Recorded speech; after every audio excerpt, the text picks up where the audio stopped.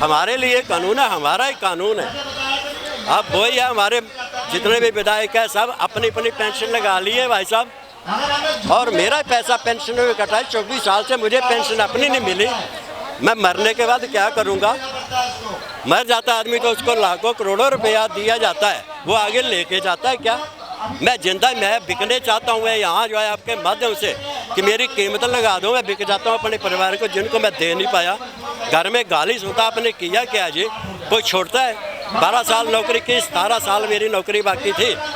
आए तो नारे लगा रहे मुझको नौकरी दो। मैं क्यों नौकरी करता? धीनता है नौकरी करना। तो मैं अपनी आज़ादी में किसान से बड़ा योगी कौन है? मन की बात करते हैं तो मैं भी मन की बात करने चाहता हूँ, और प्रमाण के साथ जो भी बात कि मोदी जी आप बताइए क्यों ख्याल आया गंगा साफ करने का?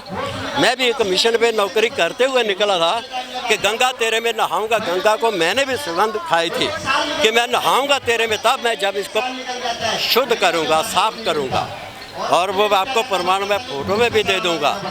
और पंडा लोग थे जो हमारा धर्म बिक्री होता है, तो उनको ही बोला पंडा जी लो पैसा कितना लेना एक लफ्ज का, बहुत का आशीर्वाद बांटते हो। हम लोग बाहर से आते हैं, गंदगी डालते हैं जी आपके आकर के तीर्थों में, तो क्या आशीर्वाद देंगे जो गंदगी में रहने वाले? आप क्यों नहीं हमको समझाते कि ये गंदगी उठा के ले जाओ, एक जगह इकट्ठी करो। हम शुद्ध जितना पवित्र रहेंगे तो उसके मन की पवित्रता तो बनी रहेगी।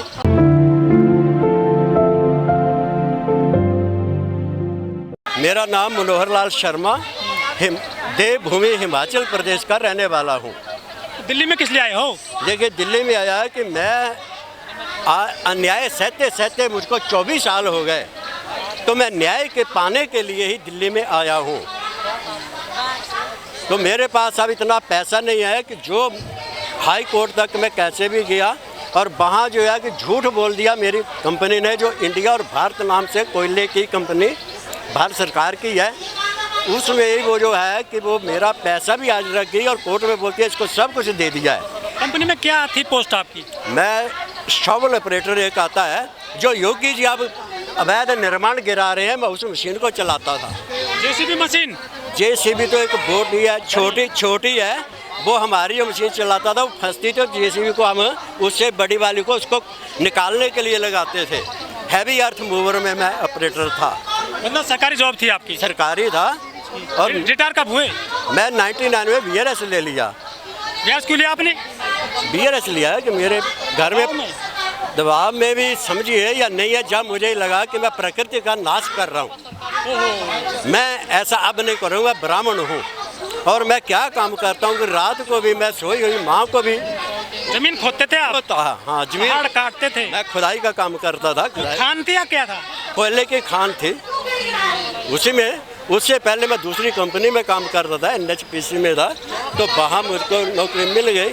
और बाद में हुआ कि अपना घर जो है कि मैं परिवार को आराम से घर में चला सकता हूँ, एक ट्रैक्टर लेकर के इतना पैसा मुझको मिल जाए। तो आपने वहाँ से BRS ले लिया? BRS ले लिया। दिक्कत क्या है अब आपको? दिक्कत हो गई कि जब मुझको लेना, मैंने आप जैसे किसी आदमी से समझौता कर लिया, दोस्त थे मेरे, उनके पास ट्रैक्टर था, बोले कि आप इतना पैसा मुझको दे दो और इतने में मैं नया ट्रैक्टर लूँगा। तो घर में मैं ये बोल दूँगा कि मैंने इनको दे दिया, तो लगाया आप ले लो, तो आप नौकरी छोड़ के अपने धंधे में आ जाओ। तो मैं अपना घर परिवार लड़कियों को पढ़ा सकता, अच्छी शिक्षा दे सकता था। लड़कियां हैं मेरी, आज नारे लगा रहे बेटी बचाओ बेटी पढ़ाओ। भाई साहब मैं कि लड़की की शादी की 5 लाख रुपया मांगा गया और स्पॉट पे उसने मना कर दिया, मैं आपके लड़के की शादी नहीं करूंगा। तो लड़की का बाप होना कितना बड़ा अपराध है आज इस धरती पे, कि वो पैसा मिला होता तो मुझको ये जलाल तो नहीं झेलने पड़ती। देखिए तिरंगे की यात्रा निकालना देशभक्ति अपने अंदर होती है। भाई साहब आपसे पूछ लूँ कि भारत में कोई ऐसा आदमी आपके समक्ष होगा कि जिसका नाम तिरंगा हो? ऐसा कोई आदमी का नाम होगा आज? तो मैं उस आदमी का शिष्य हूँ जिसने अंग्रेजों का झंडा उतार के जेल के ऊपर फहरा दिया 14-15 साल की उम्र में, और तभी से उसने अपना नाम तिरंगा झंडा रख लिया। आज़ाद हिंद फौज के वो वॉलंटियर थे और कोई पैसा कोई शुल्क नहीं, पढ़े लिखे विद्वान आदमी थे वो। तो उन्होंने ज़िंदगी भर ऐसे कर दी, तो वो मेरे गुरु बन गए। आपके माध्यम से अगर ये बोल दूं कि जो भी है हमारे ब्राह्मण हो तो ब्रह्म तत्व अपने में जागता है, जो हम पाते हैं उसको कहाँ करना है, मंत्र भी पढ़ते हैं, जो भी है कला संस्कृति जिस देश की मजबूत नहीं होगी, खत्म होगी, वो देश उत्थान कैसे करेगा? मैं पार्टियों से नहीं हूँ। मेरा ये भी है कि मैं वोट क्यों दूँ, जो जीतेगा मेरा वही है और मैं उनका हूँ, देश का हूँ। मैं पार्टी किसी का नहीं हूँ। जानना चाहते हैं ये मेरा हाथ है, मैं अपंग में आता हूँ कि नहीं? मैंने अपने आप को कभी अपंग नहीं समझा, नौकरी करता रहा। तो जो दोनों हाथ वाले मना करते नहीं होगा, मैं अधिकारियों को पूछता है कि बोलिए दिक्कत क्या है, मैं करता हूँ इसको। जो आपका 5-6 घंटे का काम है तो मेरे भी आता था कि ये मैं अपने अंदर से कि मैं इसको 2 घंटे में भी कर सकता हूँ और करके दिखाया।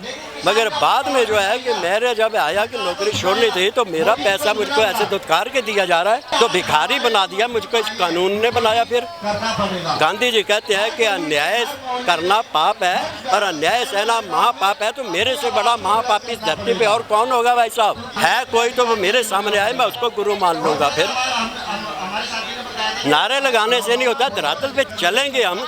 मैं जितना हूँ मैं उतना कर सकता हूँ अपने देश के लिए। देश मेरा भी है, सबसे बड़ा योगी किसान है। ये भी जो मुझे लगता है डुप्लीकेट थे, जो पिछले साल इधर ट्रैक्टर लेकर के धरना दिया, जो भी किया, असली तो घर पे ही रहे। देखो क्या किया सरकार, कर सकती है, कुछ भी कर सकती है। जिसके पास सत्ता है वो कुछ भी कर सकता है, मगर ये है कि सच तो नहीं छुप सकता, उसको कितना आप दबाएंगे सच तो सामने आएगा। मोदी जी देखिए मैं कैसा काम कर रहे हैं? देखिए अच्छा है, पर हमको उनका भी तो बात मानना होगा और वो भी तो हमारी बात को सुने। लेकिन मोदी जी ने तो नारा दिया था कि मुझे गंगा माँ ने बुलाया है। अब उनको कब बुलाया ये मोदी जी बताएंगे या आप भी जानते हैं कि मोदी जी ने को कब बुलाया? गाय गंगा गौमूत्र पे चल रही है सरकार सर। कब बुलाया मोदी जी को?